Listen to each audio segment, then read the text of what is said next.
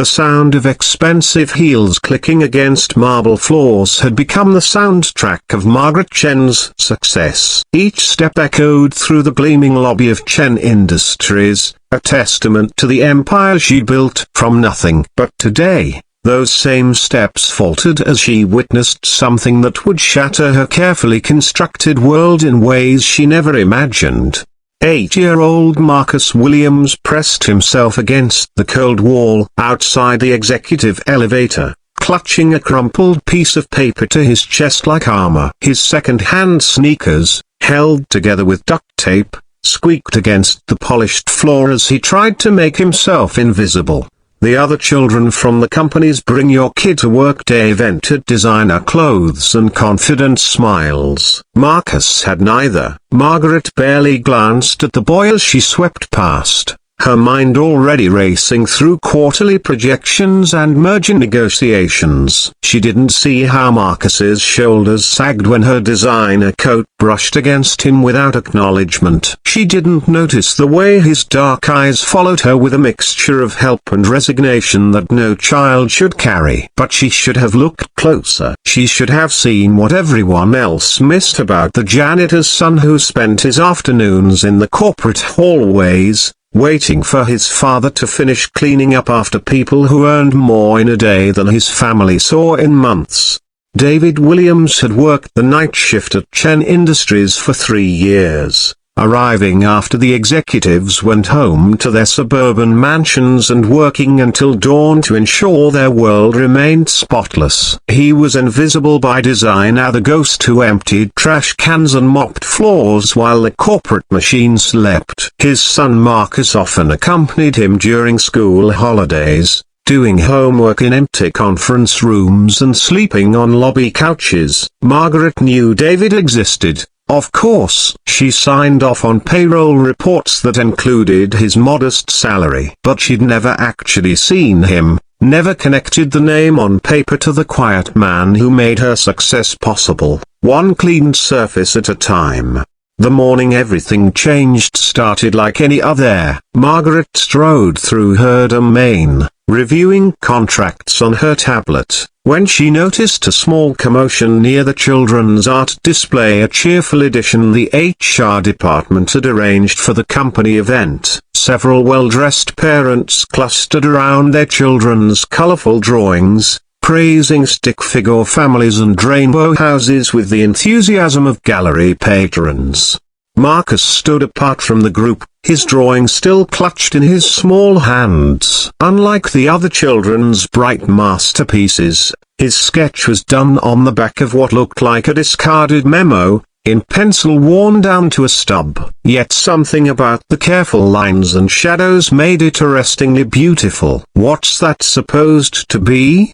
sneered Bradley Morrison III, the son of the company's head of marketing. At 10 years old, Bradley already carried his father's condescending tone and expensive watch. "Did you draw that with garbage?" Marcus's cheeks burned with shame, but he held his ground. "It's my dad at work. He comes here every night to make everything clean for everyone." The other children giggled, their parents exchanging knowing looks. Margaret felt a familiar irritation at the disruption to her morning routine, but something made her pause instead of walking away. "My dad says janitors are losers who couldn't get real jobs," Bradley continued, his voice carrying the casual cruelty that privileged children wielded without understanding its weight. "Maybe you should tell your loser dad to get a real job so you don't have to wear garbage clothes." The paper crumpled in Marcus's grip, but his voice remained steady even as tears threatened. "My dad works harder than anybody. He takes care of this whole building so people like you can't. Like me?" Bradley's laugh was sharp. "My dad owns half this company. Your dad works for people like me. There's a difference." Margaret watched this exchange with the detached interest of someone observing a nature documentary. Children's hierarchies were simply reflections of adult realities. The strong dominated the weak. Success rewarded merit. These were fundamental truths she built her life around. But then Marcus did something unexpected. Instead of fighting back or running away,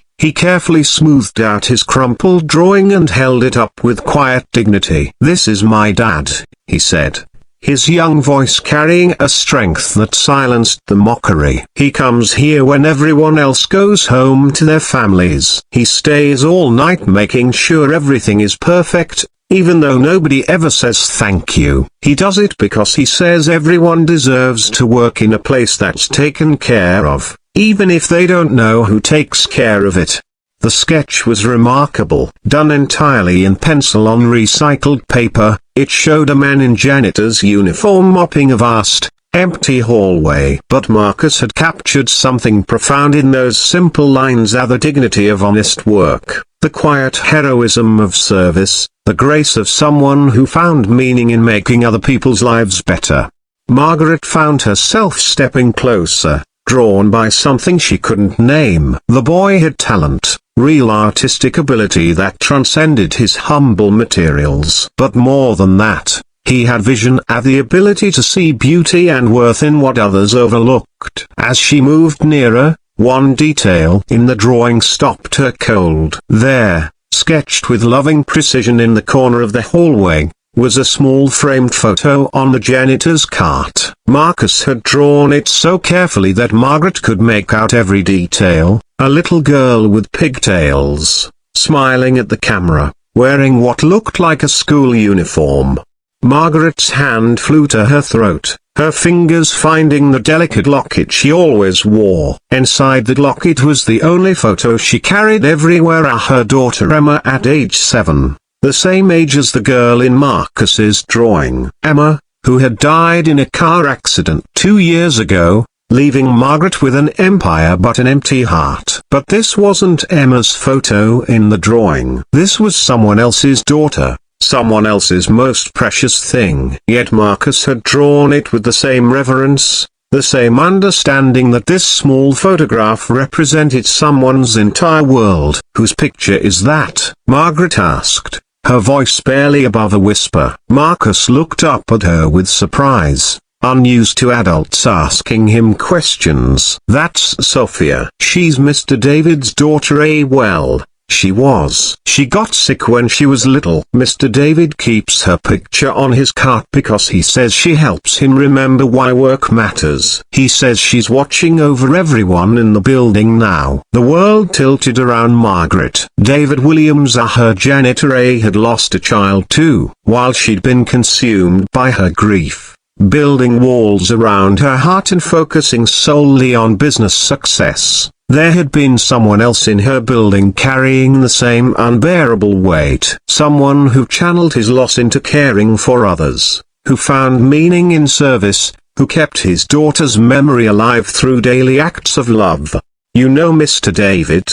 she asked, though the question felt inadequate. Marcus nodded eagerly. "He's my dad. He taught me to draw. He says art helps people see things they might miss otherwise. He says everyone has something beautiful inside them, even if it's hard to find." The irony crashed over Margaret like a wave. She had missed everything: the grieving father who cleaned her offices, the talented son who saw beauty where others saw only service, the profound dignity of people she'd rendered invisible through her own blindness. Bradley Morrison III chose that moment to make one final cruel comment. "Well, maybe when your dad's done mopping floors, he can teach you to draw on real paper instead of trasher." "That's enough." Margaret's voice cut through the air like ice, silencing not just Bradley but every adult in the vicinity. The CEO of Chen Industries rarely spoke to the children directly, and never with such intensity. She knelt down to Marcus's level, ignoring her expensive suit, ignoring the stares of employees and parents alike. Up close, she could see the careful patches in his clothes, the worn edges that spoke of a child making do with little. But she could also see something else, a light in his eyes that reminded her achingly of Emma, a resilience that humbled her completely. "Marcus," she said gently, "would you tell me more about your drawing, about your father's work?" For the next 20 minutes, Margaret listened as Marcus described his father's nightly routine with the devotion of someone sharing sacred stories. David didn't just clean, he noticed when someone's office plant needed water and tended to it. He left encouraging notes for stressed employees who worked late. He once spent his own money to replace a broken mug that had sentimental value to a secretary, tracking down an identical one at 3 different stores. Dad says taking care of people is the most important job anyone can have, Marcus concluded. He says it doesn't matter if they notice or say thank you, because Sophia is watching, and she knows. Margaret's vision blurred with tears she hadn't shed since Emma's funeral. Here was a man who understood what she'd forgotten, that success meant nothing without connection, that true worth came from lifting others up, that love lived on through daily choices to care for the world our children would inherit. That evening, Margaret waited in the lobby long past her usual departure time. She wanted to meet David Williams properly, to see the man behind the invisible service, to understand how he transformed grief into grace while she'd let hers turn her heart to stone. When David arrived for his shift, Marcus ran to greet him with the drawing, now carefully protected in a folder Margaret had provided. David's face lit up as his son shared the day's events, and Margaret saw immediately where Marcus got his gentle strength. Mr. Williams, Margaret approached them, feeling more nervous than she had in any boardroom negotiation. I'm Margaret Chen. I believe we need to talk. David straightened, clearly surprised to encounter the CEO after hours. Miss Chen, is there a problem with my work? I can't. Your work is perfect, Margaret interrupted. It's mine that needs fixing. Over the next hour, Margaret learned about David's journey, how he'd taken the night janitor position after Sophia's death because the health insurance was better than his previous job, how he'd chosen Chen Industries specifically because they allowed him to bring Marcus during school holidays,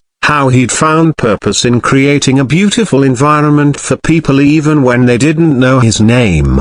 I never expected recognition, David said quietly, but I hoped Marcus would understand that honest work has dignity, that serving others is a calling worth honoring. Margaret thought of her own daughter, of the values she tried to instill before tragedy struck. Emma had been a giver too, always sharing her toys with less fortunate classmates, always concerned about other people's feelings. Margaret had been so proud of that generosity, until grief made her forget how to practice it herself. David, she said finally, I have a proposition for you. Chen Industries is expanding our facilities management division. We need someone who understands that taking care of people is the foundation of everything we do. Someone who can train others to see their work as service, not just tasks. David's eyes widened. I don't have a college degree, Miss Chen. I'm just You're exactly what we need. What I need. Margaret's voice was firm. And Marcus, I'd like to sponsor his art education. That talent shouldn't be limited by circumstances. But the greatest change came in Margaret herself. She began arriving earlier, learning the names of employees she'd overlooked for years. She instituted a program recognizing all workers, not just executives. She had Sophia's photo, enlarged and beautifully framed, placed in the lobby with a plaque honoring all the loved ones who inspired the Chen Industries family. Marcus's drawing found a place of honor in Margaret's office, right next to Emma's photo. 2 children who would never meet had somehow connected their surviving parents, creating a bridge between grief and hope, between isolation and community. Months later, when Marcus won his first art competition, Margaret sat in the audience next to David, cheering as loudly as any parent. The drawing that earned him first place was a portrait of the Chen Industries lobby, but in Marcus's vision, it wasn't just a corporate space. It was a place where people from all walks of life worked together, where janitors and CEOs shared the same fundamental dignity, where a little girl's memory lived on in every act of kindness. In his acceptance speech, Marcus spoke about seeing beauty in unexpected places, about his father's wisdom, about how everyone has something valuable to contribute. But mostly, he talked about how his drawing had helped two grieving parents find their way back to hope. Margaret understood then that success wasn't measured in quarterly profits or market dominance. It was measured in Marcus's confidence when he stood before that audience, in David's pride as he watched his son, in the transformation of a workplace culture from competitive to caring.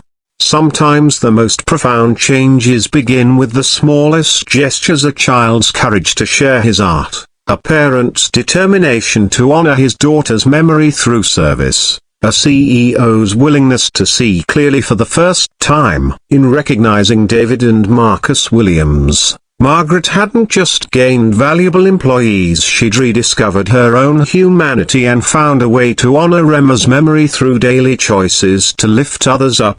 The sketch that had stopped her cold became a reminder that everyone carries invisible stories of love and loss, dreams and dignity. The janitor she'd ignored for years became one of her most trusted advisors. The boy she'd nearly dismissed became a symbol of how talent and character transcend circumstances. And in a quiet corner of her office, two photographs sat side by side: Emma and Sophia. Two little girls whose legacies lived on in the adults who chose to love more broadly because they had loved so deeply. Their parents had found each other across the artificial divides of corporate hierarchy, proving that grief shared becomes more bearable, and love practiced becomes more powerful. The marble floors of Chen Industries still echoed with the sound of expensive heels. But now they were joined by the softer sounds of a more inclusive success, the laughter of employees who felt valued, the whispered thanks to those who served behind the scenes, and the quiet footsteps of a janitor who had taught a CEO that the most important work of all is simply taking care of each other.